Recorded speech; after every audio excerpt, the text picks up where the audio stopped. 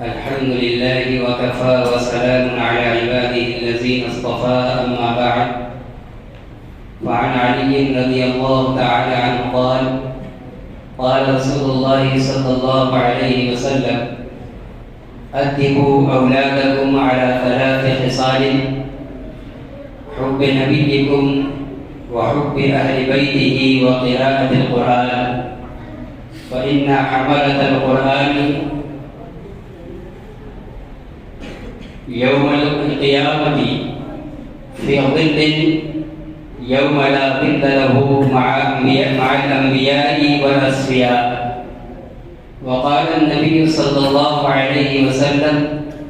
ما نحل والد ولده من نحل أفضل من أدب حسن أو كما قال عليه الصلاة والسلام. حضرات گرامی، محترم بزرگوں اور دوستوں اور عزیز طلبا،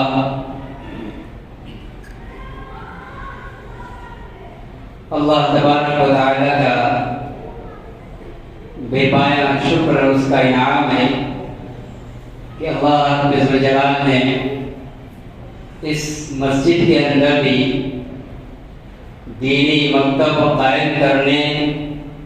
اور اس کو بہترین طریقے سے بامقصد بنانے کے لیے ذمہ داران کو متوجہ فرمایا، اس کی توفیق دی اور نتیجہ خیز اور نفع بخش ثمرے کے ساتھ یہ مکتب آج ہمارے سامنے ہے۔ محترم بزرگوں اور دوستوں، قرآن آیات کا یہ اعلان ہے کہ انسان و جنات کی تخلیق کا مقصد صرف اللہ رب الجلال کی بندگی، اس کی معرفت اور اس کی عبادت ہے۔ اللہ کے حکم کے مطابق زندگی کو گزارنا، اس کے حکم کیے ہوئے کاموں کو بجا لانا اور منع کیے ہوئے کاموں سے باز رہنا، رک جانا، یہی ہمارا مقصد تخلیق ہے۔ اسی کا نام عبدیت ہے، اسی کا نام اللہ کی بندگی ہے۔ اس کے لیے اللہ تبارک و تعالی نے انبیاء کرام علیہ الصلاۃ والتسلیم کی بعثت کا ایک سلسلہ سیدنا حضرت آدم علیہ الصلاۃ والسلام سے شروع فرما کر خاتم النبیین جناب محمد رسول اللہ صلی اللہ علیہ وسلم کی مقدس ذات کی بعثت پر اس کی تکمیل فرمائی، اور پھر آپ ہی کی ذات کو اور آپ ہی کی نبوت کو، آپ ہی پہ قلب اطہر پر اتاری گئی قرآنی تعلیمات اور آپ کی زبان مبارک سے صادر ہونے والی روشن ہدایات کو قیامت تک کے لیے اس سرزمین میں، اس فانی دنیا میں ہر سانس لینے والے، زندہ رہنے والے انسان و جنات کو عبدیت کے مقام تک پہنچنے کا ضامن اور اسی کو ذریعہ بنایا ہے۔ آپ صلی اللہ علیہ وسلم نے 23 سال کی مشقت بھری مدت نبوت میں اس پیغام الہی کو 1.25 لاکھ صحابہ کرام رضوان اللہ علیہ اجمعین کے مبارک سینوں میں، ان کی عملی زندگی میں منتقل فرما دیا، اور حجۃ الوداع کے موقع پر سب سے اقرار بھی کروا دیا، اور سب نے شہادت بھی دے دی، اس بات کی کہ آپ کے قلب اطہر پر جو عبدیت کا جو پیغام اتارا گیا تھا آپ نے کما کو ہم تک پہنچا دیا۔ پھر آپ نے ان کو ذمہ داری دی، الا فلیبلغ الشاہد الغائب، آج جو یہاں موجود اور حاضر ہے براہ راست اس نے مجھ سے پیغام خدائی کو، عبدیت کی تعلیم کو سیکھا اور سمجھا ہے، وہ بعد میں آنے والوں تک، غائب تک پہنچا دیا۔ صحابہ کرام نے اپنے بات تک پہنچانے کا سلسلہ شروع فرمایا، اور پھر قیام اس وقت سے لے کر آج تک 1400 سال کے زائد کا عرصہ گزر گیا، مبارک سلسلہ چل رہا ہے۔ ایک ایمان والا، نبی اکرم صلی اللہ علیہ وسلم پر ایمان رکھنے والا، آپ کو صادق و امین جاننے اور ماننے والا، یہ لازم اور ضروری سمجھتا ہے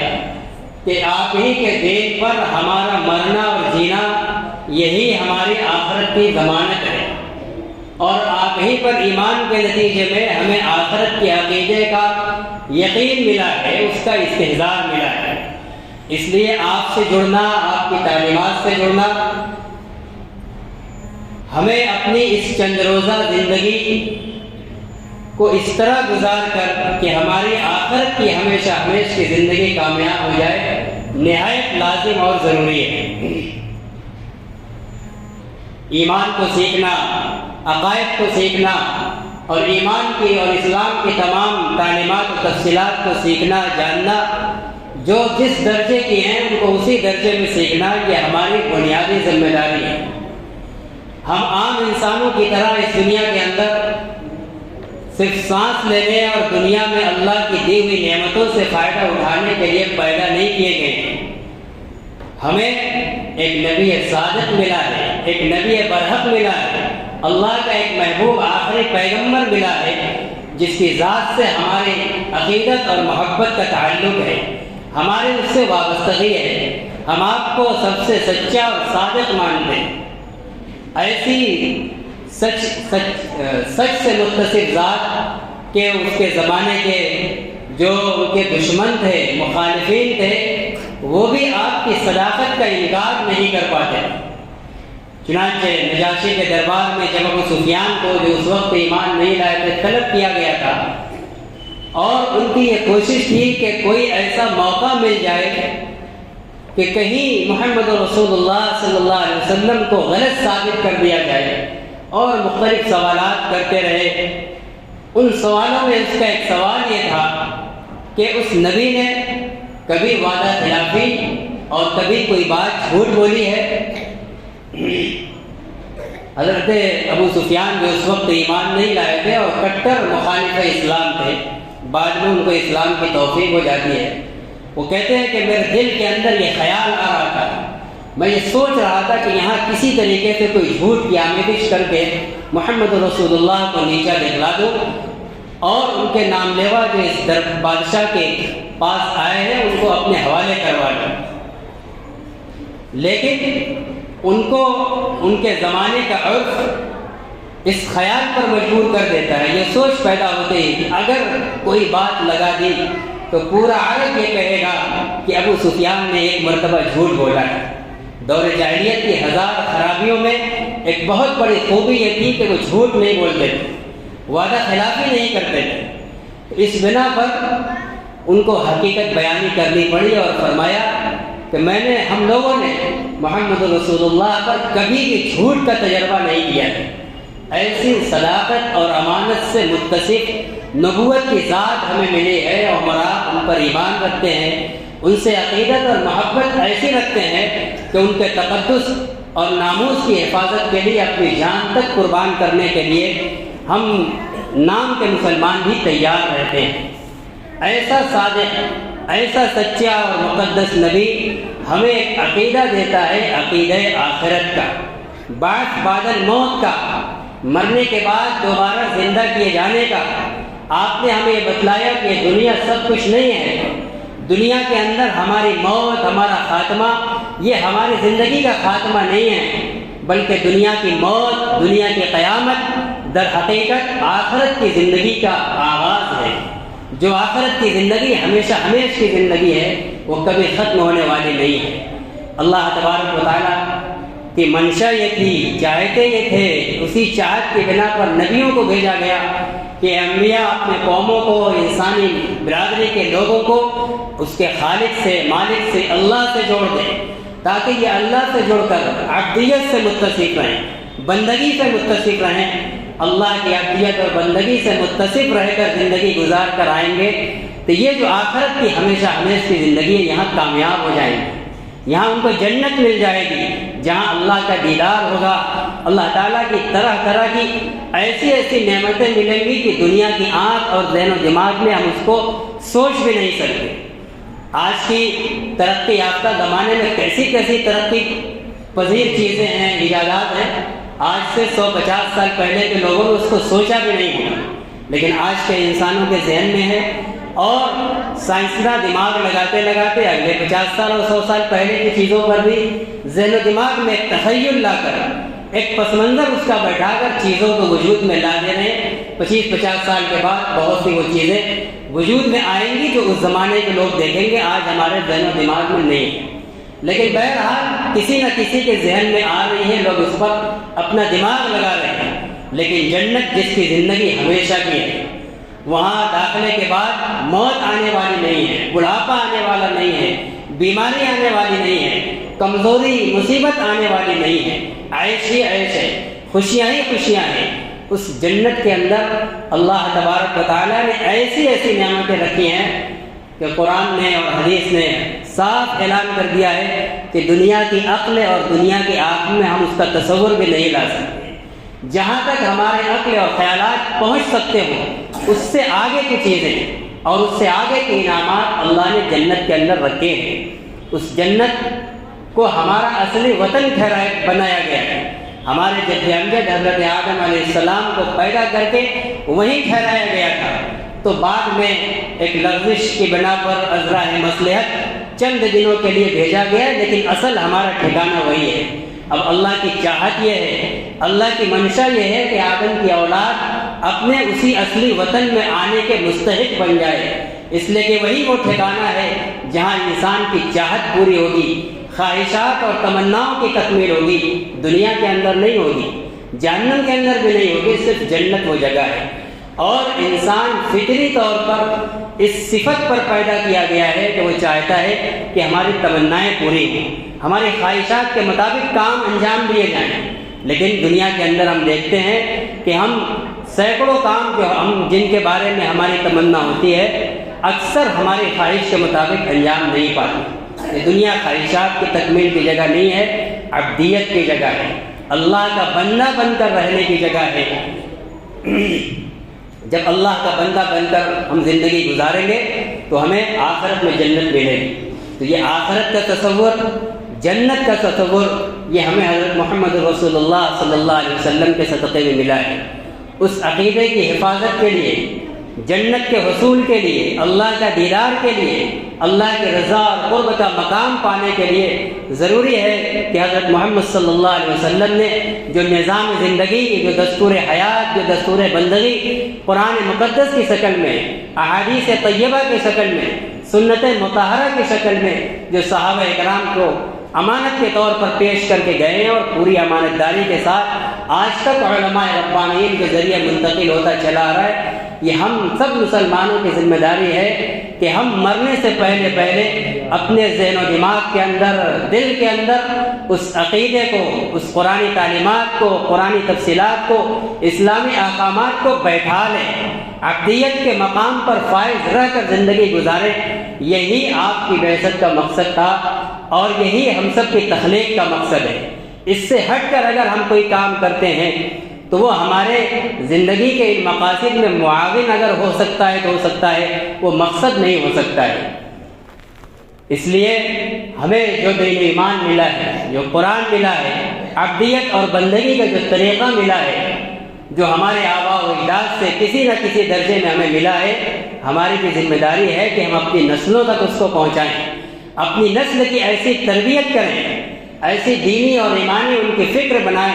کہ ہم جب جائیں تو اس اطمینان کے ساتھ جائیں کہ جیسے ہمارے آباء و اجداد دنیا سے گئے تو ہم ایمان اور اسلام پر رہے، اور آج اسلام پر ہماری روح نکلنے کا وقت بھی ہو رہا ہے، تو جب کل ہم چلے جائیں تو ہماری اولادیں بھی اس معیار کے ساتھ، اس کیفیت کے ساتھ زندہ رہیں کہ دنیا کے موجوں اور حالات کے طوفان اور تھپڑے ان کو ایمان کی ڈگر سے ڈگمگا نہ سکیں، پہاڑ کی طرح ایمانی تعلیمات اور عقائد پر جما دیں۔ اس کے لیے ہم سب کی، پوری ملت کی اجتماعی ذمہ داری ہے، ہم سب کے اوپر یہ فرض عین ہے۔ محنت کا کوئی درجہ فرض کفایہ ہے، کوئی درجہ فرض عین ہے، لیکن بہرحال یہ ضرورتیں، یہ محنتیں ہمارے لیے فرض ہیں۔ اس کے لیے الگ الگ زمانوں کے اندر مختلف نظام تھے۔ کوئی زمانہ شروع ہوا، پھر مدارس کا نظام قائم کیا گیا، اور مدارس بھی کسی زمانے کے اندر مسلم حکومتوں کے خزانوں کے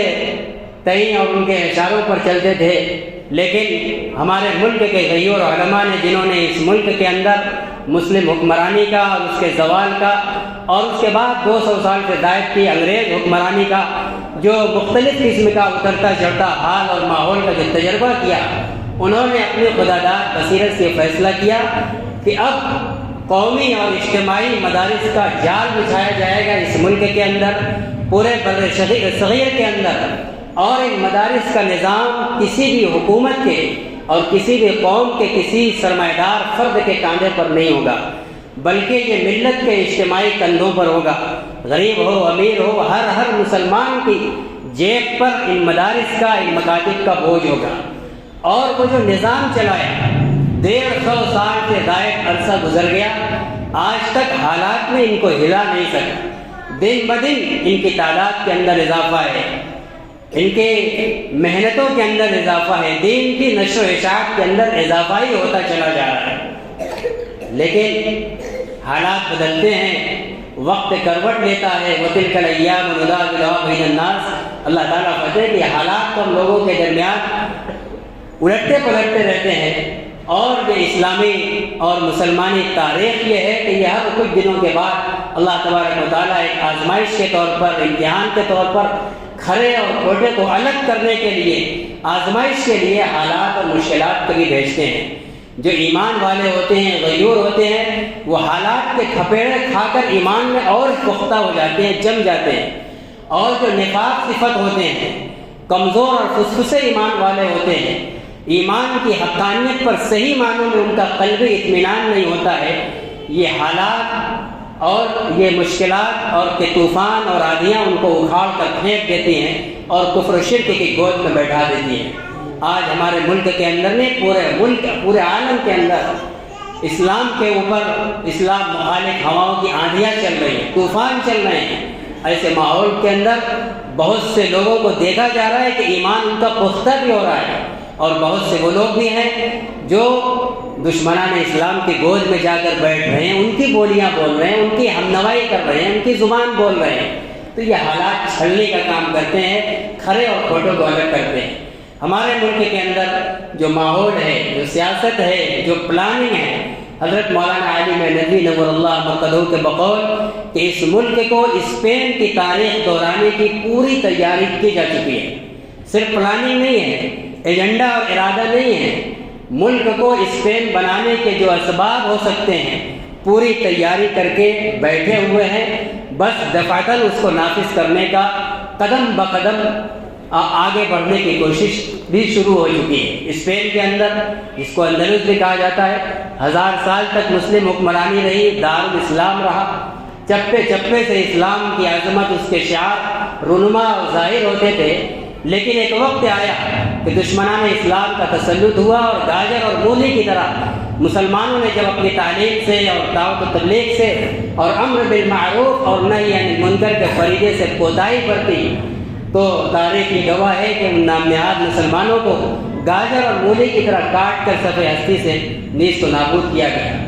پھر وہ وقت آیا کہ اندلس کے اندر مسلمان بن کر ظاہر ہونا، قرآن پڑھنا، قرآن سننا، قرآن رکھنا، سب کچھ معیوب ہو چکا تھا، اور چند لوگ کیسی خاموشی کے ساتھ چپکے چپکے، اللہ تعالیٰ نے اس دین کی حفاظت کا ذمہ خود لیا ہے تو اسباب بھی وہ خود پیدا کر دیتا ہے۔ تو کیسی کیسی حکمتوں کے ساتھ لوگ درزی ہیں، سلائی کا کام کر رہے ہیں، بچوں کو وہیں بٹھا دیا، کپڑا اور سوئی دھاگا دے دیا، آنے جانے وہ سمجھے کہ بچہ ٹیلرنگ کا ڈھنگ سیکھ رہا ہے، لیکن وہ ٹیلر سوئی اور کپڑے ان کو تھما کر زبانی طور پر نہ قاعدہ سامنے ہے، نہ قرآن سامنے ہے، قرآن کی آیتیں ان کو سکھلا رہا ہے۔ ایسے ایسے بچے حافظ قرآن تیار ہوئے کہ اگر نورانی قاعدہ سامنے رکھا جائے تو ان سے پوچھا جائے تو وہ الف با کی شناخت نہیں کر پائیں گے، نہیں بتا پائیں گے کہ یہ الف ہے اور یہ با ہے، لیکن الحمدللہ سے والناس تک پورا قرآن ان کو یاد ہے۔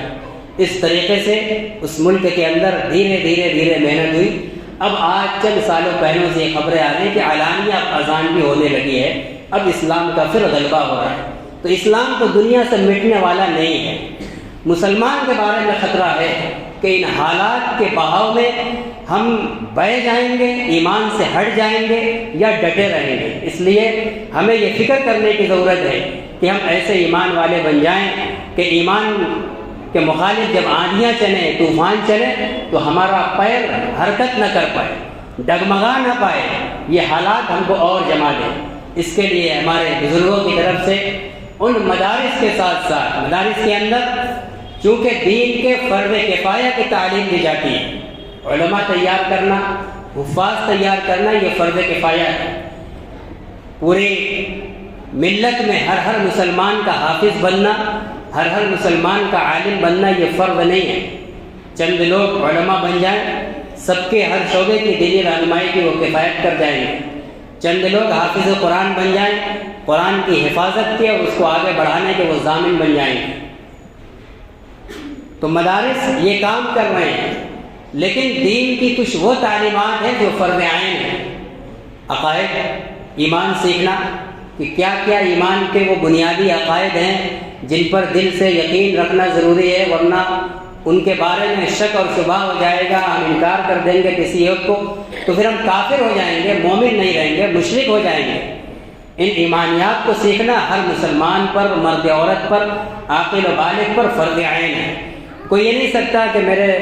والد کو یا میرے بھائی کو دین کے تمام ضروری عقائد معلوم ہیں، وہ گھر میں ایک آدمی کافی نہیں، ہر مسلمان کو تمام ایمانیات اور عقائد کو سیکھنا فرض ہے۔ بالغ ہوتی نماز فرض ہوتی ہے تو نماز ہر مسلمان عاقل بالغ مرد عورت پر فرض، اس کے مسائل سیکھنا۔ روزہ ہر مسلمان عاقل بالغ پر فرض ہوتا ہے، اس کو سیکھنا۔ صاحب نصاب افراد پر زکوٰۃ اور حج فرض ہوتے ہیں، صاحب نصاب افراد پر زکوٰۃ کے متعلق مسائل وغیرہ کو سیکھنا۔ اور بھی تجارت کے مسائل ہیں، وراثت کے مسائل ہیں، اخلاقیات ہیں، معاشرت ہیں، گھر کی، پڑوس کی، سماج کی مختلف جو زندگی کے شعبے ہیں، ہر ایک کو اپنی ذمہ داری سے متعلق دین کی ہدایت اور معلومات سیکھنا فرض ہے۔ تو اس کے لیے ہمارے اکابر کی طرف سے حالات کے پلٹتے ایک نظام مکتب کا قائم کیا ہے۔ یہ مکتب بھی صدیوں سے چل رہا ہے، پرانا نظام ہے، کوئی نیا نہیں ہے۔ مکتب جو چند وقت کا ہوتا ہے اس کو جز وقتی کہتے ہیں۔ اس کے اندر فرض عین کی تعلیم دی جاتی ہے۔ جو ہمارے ذہن میں بیٹھا ہوا ہے اس کو نکالنا بھی ہے، اس میں گارجین حضرات بھی ہیں، ذمہ داران حضرات بھی ہیں کہ یہ مکتب صرف ناظرہ قرآن مکمل کرانے کے لیے نہیں ہے۔ کوئی یہ نہ سمجھے کہ سال بھر، 2 سال، 3 سال میں ہمارے بچے کا ناظرہ قرآن مکمل ہو گیا، اب اس کو مکتب کی ضرورت نہیں۔ مکتب کا یہ مقصد نہیں ہے۔ مکتب کا مقصد ہے کہ اس بچے کو بالغ ہونے کے بعد دین کے فرض عین کی جن تعلیمات کی ضرورت پڑے گی ان کو سکھلایا جائے۔ اس لیے پورے نصاب کے ساتھ مکمل اس کو جوڑنا پڑے گا، اس کی طرف توجہ دینی پڑے گی، یہ ہماری دینی ذمہ داری ہے۔ اللہ کے نبی صلی اللہ علیہ وسلم کی حدیث کا ترجمہ کر کے پھر کچھ بات آگے کر رہا ہوں۔ اللہ کے نبی نے فرمایا عَدِّبُوا أَوْلَادَكُمْ عَلَىٰ 3 خِصَالٍ، اے مسلمانوں اپنی اولاد کی 3 صفتوں پر تربیت کرو، ان کو ٹرین کرو 3 چیزوں پر۔ حب نبیکم، اپنے نبی کی محبت پر ان کو ٹرین کرو۔ نبی کی محبت بچپن سے پروان چڑھاتے رہو، نبی کا نام سکھاؤ، ان کی عظمت بتلاؤ، ان کے دادا کا نام یاد کراؤ، نانی کا نام یاد کراؤ، والد کا نام بتاؤ، والدہ کا نام بتاؤ، اور سیرت سے متعلق جو آپ کی زندگی سے متعلق جو اہم واقعات ہوں، سنہرے واقعات ہوں، زندگی کے گوشے گوشے جو ابھی سوال جواب کی شکل میں بچے پیش کر رہے تھے، یہ سب جب تعارف کرائیں گے، سکھائیں گے تو نبی کی عظمت بڑھے گی، محبت بڑھے گی، اور جب نبی کی محبت بڑھے گی تو نبی کی تعلیمات، نبی کی سکھلائی ہوئی سنتیں، دعائیں، ان کی طرف رغبت بڑھے گی، شوق بڑھے گا، سیکھے گا اور بندہ اس پر عمل کرے گا۔ اور نبی نے جو دعائیں سکھلائی آپ نے سنا، ہر موقع پر جو بھی دعائیں سب میں اللہ کا ذکر ہو رہا ہے۔ جب نبی سے محبت بڑھے گی تو آپ کی تعلیم سے تعلق ہوگا، نبی کی تعلیم سے تعلق ہوگا تو اللہ سے محبت اور اللہ سے تعلق بڑھے گا۔ وہی ابدیت ہے، یہی مقصود ہے، بعثت نبوی ہے، اور یہی مقصود ہے ہماری تخلیق کا۔ اسی طریقے سے آگے فرمایا حب اہل بیت، نبی کی محبت کے ساتھ ساتھ آپ کے اہل بیت، اور دوسری روایت میں عمومی صحابہ کا بھی تذکرہ ہے، یعنی آپ کے صحابہ اور اہل بیت کی محبت ان کے اندر پروان چڑھاؤ، اس لیے کہ نبی سے دین کو براہ راست، قرآن کو براہ راست انہیں صحابہ اور اہل بیت نے لیا ہے۔ ان کی اگر محبت نہیں ہے، ان کی عقیدت نہیں ہے تو پھر قرآن پر اعتماد نہیں ہو پائے گا، دین پر اطمینان نہیں ہو پائے گا۔ اس لیے صحابہ اور اہل بیت کی محبت بھی پر ان کو ٹرین کرو، ان کی تربیت کرو۔ آگے فرمایا وقراءۃ القرآن، اور تلاوت قرآن کو ان کے اندر عادت ڈالا۔ عموماً ہم لوگ ناظرہ پڑھانے کو فرض سمجھتے ہیں، ناظرہ ختم کرا دیا 1 2 سال میں، اس کے بعد جزدان میں لپیٹ کر قرآن تاک کی زینت. بہت بازو گھرانہ ہے تو قرآن میں تلاوت، رمضان میں کچھ قرآن کی تلاوت کی ترغیب دی گئی، ورنہ اب چھوٹ جاتی. نہیں، اس کو تلاوت قرآن کے ٹریننگ دینا ہے، ایسا پڑھانا ہے، ایسی تربیت کرنا ہے کہ زندگی بھر وہ عادت ہو جائے. اس لیے کہ تلاوت قرآن بھی اللہ کی رضا اور اس کی خوشنودی کے حاصل کرنے والے ذرائع میں اعلیٰ ترین ذریعہ ہے، مضبوط ترین ذریعہ ہے. یہ وہ عمل ہے جو براہ راست اللہ سے ملاتا ہے. وَاعْتَصِمُوا بِحَبْلِ اللَّهِ جَمِيعًا، اس کو اللہ کی رسی کہا گیا ہے، جس کا ایک سرا بندہ اگر اس کو تھامتا ہے تو اس کے ہاتھ میں ہوتا ہے، دوسرا سرا اللہ رب ذوالجلال کے ہاتھ میں ہوتا ہے. دنیا کی کوئی مضبوط طاقتور ہستی اگر ہماری رسی کو تھام لے تو ہم کتنے مطمئن ہو جاتے ہیں، پر بھروسہ ہو جاتے ہیں کہ اب ہمارا کوئی بگڑنے والا نہیں ہے. جبکہ دنیا کی جس طاقت کے ہاتھ میں ہماری رسی ہوتی ہے وہ خود فنا ہونے والا ہے. اللہ رب ذوالجلال جس چیز کو تھامے ہوئے ہوں، اگر اس کے ایک سرے کو ہم پکڑ لیں تو پھر ہماری حفاظت کی کیسی مضبوط گارنٹی ہے. اس سے بڑی ہماری حفاظت کی کوئی ضمانت نہیں ہو سکتی. ایمان پر استقامت، ایمان پر پختگی تلاوت قرآن کے ذریعہ ہوگی. اس لیے اپنے بچوں کو تلاوت قرآن کی ٹریننگ ہو. فَإِنَّ حَمَلَةَ الْقُرْآنِ، کیونکہ قرآن کے پڑھنے والے، قرآن کا علم رکھنے والے، قرآن سے تعلق رکھنے والے قیامت کے دن اللہ کے عرش کے سائے میں ہوں گے. جس دن اس کے عرش کے علاوہ کوئی سایہ نہیں. اور کن کے ساتھ ہوں گے؟ اللہ کے نبیوں کے ساتھ اور ان کے برگزیدہ بندوں کے ساتھ ہوں گے. ابو امامہ رضی اللہ تعالیٰ عنہ کی روایت میں فرماتے ہیں کہ رسول اللہ صلی اللہ علیہ وسلم نے فرمایا کہ جو بچہ بچپن سے قرآن اور دین کا علم سیکھتے سیکھتے پروان لگا جوان ہو جاتا ہے اور پھر اس کے بعد وہ مرتا ہے، قیامت کے دن اللہ تبارک و تعالیٰ اس کو 70 صدیقین کا مقام عطا فرمائیں. ہم اور آپ 4-6 مہینے 8 مہینے اور 10 سال کی عمر میں قرآن ختم ہوتا ہے تو اس کو پھر چھوڑ دیتے ہیں. اللہ کے نبی کہہ رہے ہیں کہ بچپن سے سیکھتے سیکھتے جوانی کی دہلیز پر پہنچ گیا اور بچپن سے کرتے کرتے جو کام آدمی جوان ہو گیا ہے تو انشاءاللہ وہ پھر کام بڑھاپے تک چھوٹنے والا نہیں. تو ایسے لوگوں کو 70 صدیقین کے مقام سے نوازا جائے گا. صدیق کا مقام شہداء سے بڑھ کر ہے. فَأُولَٰئِكَ الَّذِينَ أَنْعَمَ اللَّهُ عَلَيْهِم مِّنَ النَّبِيِّينَ وَالصِّدِّيقِينَ وَالشُّهَدَاءِ وَالصَّالِحِينَ. سب سے بلند تر مقام انبیاء کا، اس کے بعد صدیقین کا، اس کے بعد شہداء کا. شہادت کتنا عظیم ترین اور بلند مقام ہے کہ اللہ کے نبی خود نبوت کے مقام پر فائز ہونے کے باوجود شہید ہونے کی تمنا کرتے تھے. تو ایسے بلند مقام سے بڑا ہوا ہے صدیق کا مقام. یہ بچے جو بچپن سے جن کو آپ نے قرآن سیکھنے میں لگایا ہے، دین سیکھنے میں لگایا ہے، یہی سیکھتے سیکھتے یہ جوان ہو گئے، اسی عادت میں پختہ ہو گئے. اللہ کے نبی فرماتے ہیں کہ میدان محشر میں ان بچوں کو جو اسی حال میں جوان ہوں گے 70 صدیقین کا مقام عطا کیا جائے گا. کتنے بڑے اعزاز کی بات ہے. اور یہ ہو نہیں سکتا کہ اولادوں کو تو نوازا جائے اور ان کے پیچھے محنت کرنے والے ذمہ داران کو، منتظمین کو، معاونین کو، والدین کو محروم رکھا جائے. یہ نہیں ہو سکتا.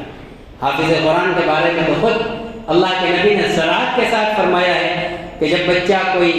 حافظ قرآن بن جاتا ہے تو اللہ تبارک و تعالیٰ قیامت کے دن اس حافظ قرآن کے والدین کو ایسے روشن تاج سے نوازیں گے کہ جس کی روشنی سورج سے بھی زیادہ ہوگی. سورج جب کہ تم اس کو کسی بند کمرے میں رکھ دو، سورج جو پورے عالم کروڑوں میل کے اندر پھیلا ہوا ہے، دوپہر میں کس قدر روشن ہوتا ہے کہ جس جگہ براہ راست دھوپ پڑ رہی ہو اور کوئی چمکیلی جگہ ہو تو اس چمکیلی چیز پر بھی نگاہ نہیں ٹکتی، اتنا روشن ہوتا ہے. اللہ کے نبی فرماتے ہیں کہ اس تیز ترار سورج کو کسی بند کوٹری میں لا دو تو کیسے بھیانک روشنی ہوگی. اس سے بھی زیادہ روشن تاج کل قیامت میں حامل قرآن اور حافظ قرآن کے والدین کو پہنایا جائے گا. اور آگے فرمایا کہ تمہارا کیا خیال ہے خود اس حافظ کے بارے میں، اس عامل قرآن کے بارے میں جس نے خود براہ راست قرآن پر عمل کیا ہے. والدین کو اتنا اونچا مل رہا ہے کہ ان کے بارے میں خود سوچ لو کہ جنہوں نے براہ راست محنت کی ان کو کیسا نوازا جائے گا. اس لیے میرے محترم بزرگ اور دوستوں،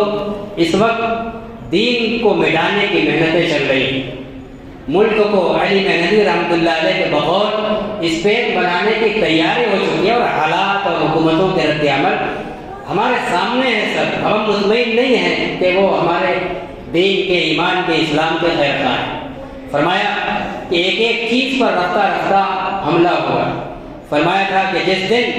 اس ملک ہندوستان کے مسلمان بابری مسجد کو کھو دیں گے، اس دن کے اگلے دن سے پھر ہندوستان میں کسی بھی مسجد کی حفاظت کی ضمانت نہیں ہے۔ اب کوئی مسجد بھی محفوظ رہنے کی گارنٹی نہیں ہے۔ دیکھ لیجئے، بابری مسجد کے بعد آج سینکڑوں مسجدوں پر مقدمات، آج اس پر کل اس پر اور کئی مقدمات لادے جا چکے ہیں۔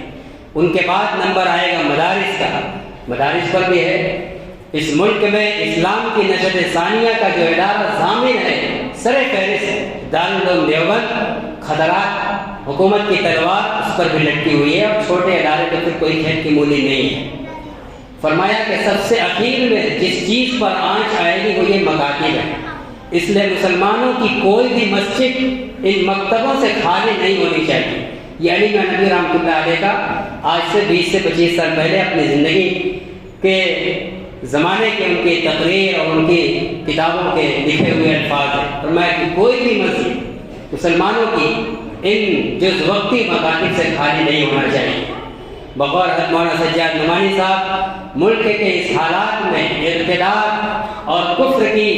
بڑھتی ہوئی محنت کے اس دور میں جو لوگ مکتب کو چلا رہے ہیں، مکتب میں پڑھا رہے ہیں، وہ صرف چند بچوں کو قرآن کے الفاظ نہیں پڑھا رہے ہیں، چند مصنون دعاؤں کو نہیں سکھا رہے ہیں، بلکہ ان بچوں کو، آنے والی نسلوں کو مشرک اور مرتد ہونے سے بچانے کے میدان جنگ میں کودے ہوئے ہیں۔ کوئی معمولی کام نہیں کر رہے ہیں۔ یہ بہت بڑا عمل ہے معلمین کا، متعلمین کا، منتظمین کا، معاونین کا، محبین کا۔ اس لیے ہم سب کی ذمہ داری ہے کہ اس کے تئیں کمر بستہ ہو جائیں، اپنا تعاون بڑھائیں۔ تعاون کا مطلب میں مالی تعاون کی اپیل نہیں کر رہا ہوں، آپ اپنے بچے دے رہے ہیں، ان کی تعلیمی نگرانی، یہ سب سے بڑا تعاون ہے۔ اس سے بڑھ کر کوئی تعاون نہیں ہو سکتا، ورنہ صرف سارے انتظامات بنا لیے جائیں، بچے جمع ہو جائیں اور خوب مال خرچ کر لیا جائے، لیکن والدین کبھی بچے کا سبق ہی نہیں سنتے، غیر حاضری پر روک ٹوک کرتے نہیں، کبھی مدرس سے حاضر ہو کر بچوں کی ذہنی کیفیت نہیں معلوم کرتے، کچھ اس کے تعلیمی نشیب و فراز کے بارے میں جاننا نہیں چاہتے، حال احوال نہیں ہے۔ یہ بہت بڑی ناقدری کی بات ہے۔ سب سے بڑا تعاون یہ ہے کہ آپ اپنے بچوں کو ان مکاتب میں بھیجیے، ان کے حال احوال لیجیے، اپنا اس کے اندر یوگدان، اپنے قربانی اور اپنا تعاون پیش کیجیے، اور یہ سمجھیے کہ ہم بچے کو صرف قرآن کے الفاظ پڑھنے نہیں بھیج رہے، بلکہ اس کو ایمان کی حفاظت کے میدان جنگ میں بھیجے ہوئے ہیں، اور اس کو مرتد بچانے کی محنت میں اس کو لگائے ہوئے، اس کیفیت کے ساتھ پورے نظام کے ساتھ چلائیے۔ الحمدللہ ہمارے اکابر کی طرف سے، ہمارے بہت سی معتبر تنظیموں کی طرف سے اب ان مکاتب کو ایک منظم اور سسٹم وائز کر دیا گیا، منظم مکاتب کہا جا رہا ہے۔ پہلے مکتب چلتے تھے جب چاہے بچے آئے جائے، نہیں، ایک وقت داخلہ ہوگا، محدود تعداد میں ہوگا، اور تمام تعلیمی سسٹم کے ساتھ ہوگا، اس کا ایک نصاب تجویز کیا گیا ہے۔ آپ کے سامنے جو بچے کتاب پڑھ رہے ہیں، جو بھائی پورا نصاب تجویز کیا گیا، 5 سال اور ایک معتبر ادارے کی طرف سے 12 سال کا نظام ہے۔ وہ بمبئی کا ادارہ ہے جس کا مشن یہ ہے کہ جیسے جیسے کانوینٹ والے بچوں کا سال بڑھائیں گے، ہم بھی بڑھائیں گے۔ انہوں نے نرسری کے نیچے بڑھایا پلے گروپ، انہوں نے بھی 1 سال بڑھا دیا۔ یعنی حاصل یہ ہے کہ عصری تعلیم کا زمانہ ہے، وقت کی ضرورت ہے۔ ہم نہیں روکیں گے کہ مسلمان کانوینٹ اور اسکول جائیں، بلکہ ہم یہ کہیں گے کہ وہاں کے ساتھ ساتھ جتنے زمانہ وہاں بھیجیے، 10 سال 12 سال، ان مکتب میں بھی 1 گھنٹہ کے لیے بھیجیے۔ اور اس کتاب کی شکل میں 12 سال کا نصاب تجویز کیا گیا ہے۔ فرق کر لیجئے کہ 5 سال کی عمر میں آپ نے بچے کو یہاں داخل کیا، تو 12 سال اگر آپ نے دین کی حفاظت کے لیے اور فرضین کی تعلیم کے لیے لگا دیا، تو پڑھتے پڑھتے گیا وہ 17 سال کی عمر میں ہو جائے، بلوغ سے آگے بڑھ جائے گا۔ اور جو بچہ 5 سال سے 17 سال کی عمر تک تسلسل کے ساتھ قرآن سے اور دین کی محنت سے جڑا ہوا ہے، انشاءاللہ وہ آگے ایمان پر پختہ رہے گا۔ ہو سکتا ہے کہ کوئی گناہ اس سے ہو جائے، نمازیں اس کی چھوٹ جائیں، لیکن ایمان سے نہیں پھرے گا، مرتد نہیں ہوگا، وہ انشاءاللہ مشرک نہیں بنے گا۔ تو ہمیں سسٹم پر آنا ہے۔ یہ مزاج نہیں بنایا ہے کہ قرآن ختم ہو گیا بس بھیجتے رہنا ہے، اپنا ہر طرح کا تعاون پیش کرنا ہے اور پورے نصاب کے مطابق چلانا ہے۔ اور ہم منتظمین کو بھی یہ کوشش کرنا ہے کہ رفتہ رفتہ اس پورے کتاب کے سسٹم پر آ جائے، چاہے یہ کتاب لیں، بامبے کے لیں، بنگلور کے لیں، ان بڑے بڑے شہروں نے بہت کام کیا ہے، گجرات وغیرہ کے علاقے بہت منظم ہو چکے ہیں، مکتب ان کی ریڑھ کی ہڈی کے اندر داخل ہو چکا ہے، اور تمام تر عصری تعلیم میں ترقی کے ساتھ، پورے شرح و صدر کے ساتھ، اطمینان کے ساتھ دین پر، ایمان پر اور فرض عین درجے کی تعلیمات پر وہ قائم اور باقی ہیں۔ اس لیے آج یہ جو سلسلہ شروع ہوا ہے اس کو مضبوط کرنا ہے، اس کو بڑھانا ہے، اور ضرورت پڑے بڑھانے کی الحمدللہ اور بھی بچے ہوں گے، محلوں کے اندر اتنے نہیں ہوں گے، ماشاءاللہ مسجد کے اندر کئی منزلہ جگہ بھی ہیں، اور منتظمین کے شانہ بشانہ بھی چلنا ہے۔ ظاہر ہے کہ اس کے پیچھے وسائل ہیں، اسباب ہیں، اخراجات ہیں، سب کا ہمیں حصہ بننا ہے۔ بہترین مصرف، اللہ کے نبی نے فرمایا کہ تمہاری کمائی کا سب سے بہترین مصرف اور تمہارا سب سے بہترین خرچ وہ ہے جو تم اپنی اولاد پر خرچ کرتے ہو، اور اولاد میں وہ خرچ جو دین کی تعلیم پر ہو جائے، ان کی آخرت کے بنانے پر ہو جائے، وہ تو نور علی نور، وہ اور زیادہ افضل ترین خرچ، یہ افضل ترین خرچ ہے۔ اس لیے اس میں اپنے ہر طرح کے تعاون کو، اپنی دعاؤں کو شامل رکھا جائے، اس نظام کو مستحکم کیا جائے، مضبوط کیا جائے۔ انہی کے ذریعے ان نازک حال کے اندر ہم اپنے نونہالان کی، اپنے بچوں کے دین کی اور ایمان کی حفاظت کر سکتے ہیں، اور اس حال پر ہم مطمئن ہو کر اس نتیجے پہنچ سکتے ہیں کہ جس طریقے سے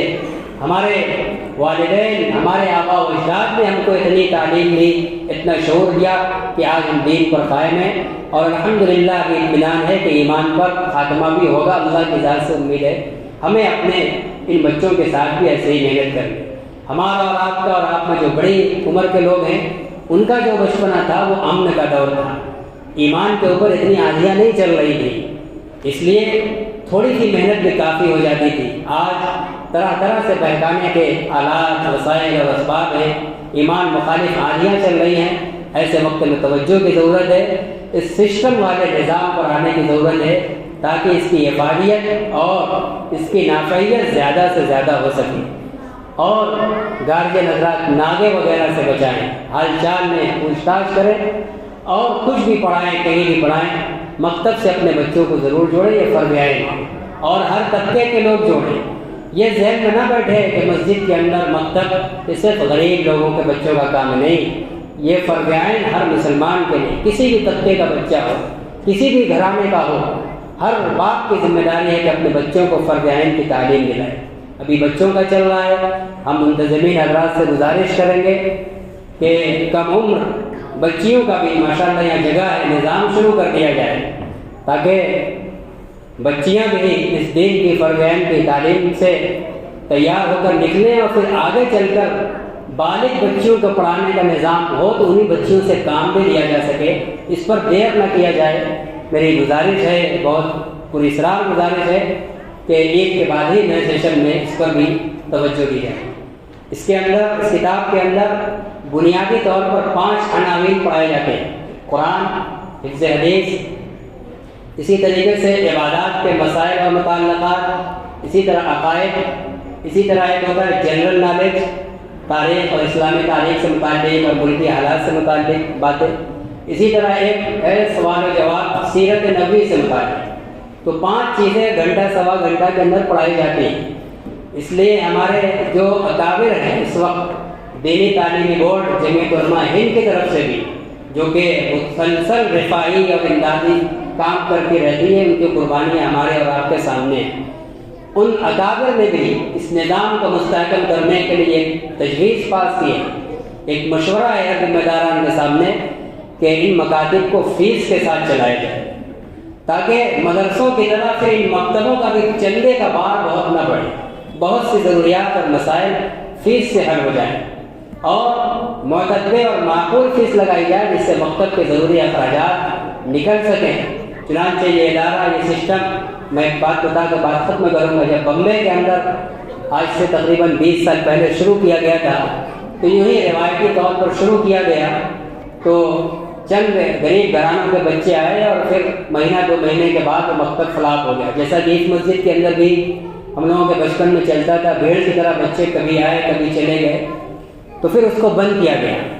پھر نہایت غور و فکر کے ساتھ لوگوں کی نفس پکڑی گئی کہ آج کل لوگوں کی طبیعت کیا ہے۔ آج کل لوگوں کی طبیعت، بچوں کی طبیعت چمکتی ہوئی چیزوں کی طرف لپکنا، اور بڑوں کی طبیعت جس چیز میں مال لگتا ہے اسی کی طرف لپکتے ہیں، اسی کی اہمیت ہے۔ چنانچہ کانوینٹوں میں تعلیم سے زیادہ فضول اخراجات ہیں، ادھر توجہ بڑھی ہوئی ہے۔ پھر ایک نصاب تیار کیا گیا نہایت خوبصورت، نہایت معیاری کاغذ کے ساتھ، تاکہ کتاب 10-20 روپے کی نہ ہو، مہنگی رہے۔ چنانچہ آپ کی یہ کتاب جو ہے 110 روپے کی ہے۔ اور پھر داخلہ فیس، میں بمبے کا واقعہ بتا رہا ہوں جس مسجد سے اس منظم مکتب کا آغاز ہوا ہے۔ اعلان ہوا کہ مکتب کا آغاز ہوگا اور داخلہ فیس 1000 روپیہ ہوگی، ماہانہ فیس 500 روپیہ ہوگا۔ جمعے میں اعلان ہوا ہے، شام کو پہلے ہی دن کے اندر سیٹ فل ہو گئی، لوگوں کی درخواستیں لگی ہوئی، ہمارا بچہ بھی، ہمارا بچہ۔ اب وہ لوگ جن کا مزاج تھا کانوینٹوں کے اندر بڑی بڑی رقمیں خرچ کرنے کا، اب ان کو لگا کہ اتنا بڑی رقم ہے داخلہ فیس اور اتنی بڑی رقم ہے ماہانہ فیس، اس کا مطلب کہ یہاں کچھ ملے گا، کچھ نئی چیز ملے گی۔ بس مزاج اور نفس لوگوں کی پکڑی اور یہ سلسلہ شروع ہوا، اور پھر پورے بمبئی سے رفتہ رفتہ آج ادارہ دینیات کا جو نصاب ہم لوگ مدرسہ تعلیم الدین کے اندر بھی پڑھاتے ہیں، اسی سے ملتا جلتا ہے۔ پورے ملک کے اندر 1 لاکھ سے زائد اس کے مکاتب چل رہے ہیں، اور سخت فیس کے ساتھ، جہاں جیسی نوعیت ہو، جیسا علاقہ ہو۔ اور موٹی سی بات ہے کہ اگر ہم اس مکتب کے اندر ماہانہ 150 روپیہ اگر فیس لگائیں بالفرض، تو یومی آپ جوڑ لیجیے 5 روپیہ پڑا۔ کون غریب سے غریب آدمی ہے جو اپنے بچے کے کرکرے اور ٹافیوں کے اوپر روزانہ 10-20 روپیہ نہ خرچ کرتا؟ وہ کرکرے جو بچوں کی صحت کے لیے مضر ہے، اس کی غذا کا کام کرنے والا نہیں ہے، پیٹ بھرنے کے لیے اس کو دودھ پلانا اور گھر میں دال چاول کھلانا پڑتا ہے، مزید اس کی بچکانہ مانگ کے لیے 20-25-50 آج خرچ کرنا کوئی بڑی چیز نہیں ہے۔ لیکن یہی جب مکتب میں دین کی تعلیم دی جاتی ہے، قرآن سکھلایا جاتا ہے، اس کی آخرت بنائی جاتی ہے، اس کی جنت بنانے کی محنت ہو رہی ہے، تو اگر 100 روپیہ فیس کا اعلان نہیں، 50 روپیہ اعلان ہو، فوراً بچے کم ہونا شروع ہو جاتے ہیں۔ کیا ہم بچوں کے فضول غذا کے اوپر، جس کے لیے ڈاکٹر مضر اور نقصان دہ بناتے ہیں، کرکرے وغیرہ، چپس وغیرہ، اس پر ہم 20-25-50 خرچ کرنے کے لیے تیار ہیں، اور ایمان بنانے کی جو محنت ہو رہی ہے، اس کے مستقبل سنوارنے کی جو محنت ہو رہی ہے، یومیہ 5 روپیہ اور 3 روپیہ خرچ کرنے کے ہم اپنے آپ کو فوراً غریب سمجھنے لگتے ہیں۔ یہ اس تصور سے بھی ہمیں نکلنا ہے۔ ٹھیک ہے، اب تک جیسے چل رہا ہے، ماننے والے منتظمین جب تک چلائیں، لیکن مزاج یہ ہونا چاہیے کہ یہ نظام فیس کے ساتھ چلے۔ آج 2 درسگاہ ہے، کل 2 سے 10 اور 20 درسگاہیں بھی ہو سکتی ہیں، تو کہاں یہ چندہ کرنے دوڑیں گے؟ پھر چندہ کرنے والے افراد کو رکھو۔ اس کا جو ہمارے اکابر کی جو دور اندیشی ہے مدارس کی بقا کے سلسلے میں، کہ لوگوں کی جیب پر اس کا بوجھ رکھا اور حکومتوں پر اور سرمایہ داروں کے کندھوں پر نہیں رکھا، اور الحمدللہ وہ چل رہے ہیں۔ اسی طرح یہ نظام بھی مستحکم اسی فیس پر ہوگا۔ آپ کے لیے، ہمارے لیے یکمشت مہینے کی کسی تاریخ میں 100-150 دینا مشکل ہے۔ ہم گھر میں کوئی غلہ وغیرہ بنا لیں، روزانہ اس مکتب کی تعلیم کے نام سے 5-5 روپیہ ڈالنا شروع کر دیں، اور جب تقاضا ہو غلہ میں سے نکال کر اس کو جمع کرا دیں۔ بہت آسان نسخہ ہے، مال خرچ کرنے کا مزاج بنائیں، اور دوسرے یہ کہ اس مال خرچ کرنے کا ہمیں آخرت میں اجر و ثواب بھی ملے گا، یوں ہی دنیا کے فضول خرچ کی طرح وہ ضائع اور برباد نہیں ہو۔ اللہ تعالیٰ ہم سب کو ان باتوں کو سنجیدگی کے ساتھ سمجھنے کی، اس پر عمل کرنے کی، اور اس کے مطابق اپنے مکاتب کو منظم بنانے کی کوشش کرنے کی توفیق عطا فرمائے۔ ان مکاتب کو منظم بنانے کے لیے ہم لوگوں نے مدرسہ تعلیم الدین کے لیے مولانا فیاض الدین صاحب ہیں، مولانا عبداللہ صاحب اور دیگر کئی لوگوں کو گجرات کے مرکز میں بھیج کر باقاعدہ ٹریننگ دلائی گئی، اور یہ کوشش ہے کہ ہم لوگ یہ نظام پھیلائیں گے، اور جو محلے کی کمیٹیاں چلا رہی ہیں وہ بھی اگر چاہیں تو ان کی تعلیم کی ہم لوگ نگرانی کریں گے، تاکہ ایک بامقصد صحیح نہج پر پورے شہر میں ایک نظام کے ساتھ، ایک سلیقہ کے ساتھ دین کی انفرادیات اور بنیادی تعلیم کا سلسلہ چلے۔ اگر آپ حضرات کو بھی ضرورت ہو مشورے کی، نگرانی کی، تو مولانا فیاض الدین صاحب ہم لوگوں کے مدرسے کی طرف سے حضرت مفتی ابوالقاسم صاحب نعمانی اور مولانا محمود اسد مدنی دامت برکاتہما کی طلب پر، ان کی ہدایت پر مدرسہ تعلیم الدین کی طرف سے ان کو نگراں مکاتب مقرر کیا گیا۔ ان کی یہی ڈیوٹی ہے کہ وہ مکاتب کو دیکھیں، جو بھی کمیٹی والا بلائے، چاہے مدرسہ تعلیم الدین اس کی تنخواہ دے رہا ہو، کوئی بھی دے رہا ہو، تو تعلیمی نظام کو دیکھنے کے مجاز ہیں، جو بھی طلب کرے گا جائیں گے۔ مقصد صرف یہ ہے کہ ہر مسجد کے اندر یہ نظام قائم ہو جائے، مضبوط اور مستحکم ہو جائے، اور اسی کے ساتھ ساتھ ایک ذمہ داری یہ بھی ہے کہ اس مسجد کے مصلیان میں سے، ذمہ داران میں سے ایک دو حضرات یومیہ اپنی نگرانی کا انتظام اور سسٹم بنائیں تاکہ ان کی بھی براہ راست نگرانی میں رہے۔ نتیجہ دیکھیں گے ان کے اندر شوق بڑھے گا، کمیاں دیکھیں گے متنبہ کریں گے۔ یہ انتظام کا اور نگرانی کا یہی فائدہ ہوتا ہے۔ اللہ تعالیٰ ہم سب کو کہنے اور سننے سے زیادہ عمل کی توفیق عطا فرمائے۔ اب آج کی نشست کا جو آخری مرحلہ ہے، حاضری مکمل دینے والے پورے سال اور امتحان میں کامیاب ہونے والے طلباء کو کمیٹی کی طرف سے خصوصی انعام اور اعزاز کیا جانا ہے۔ مولانا حنظلہ صاحب سے گزارش ہے کہ اب آگے کی کارروائی شروع کرائیں۔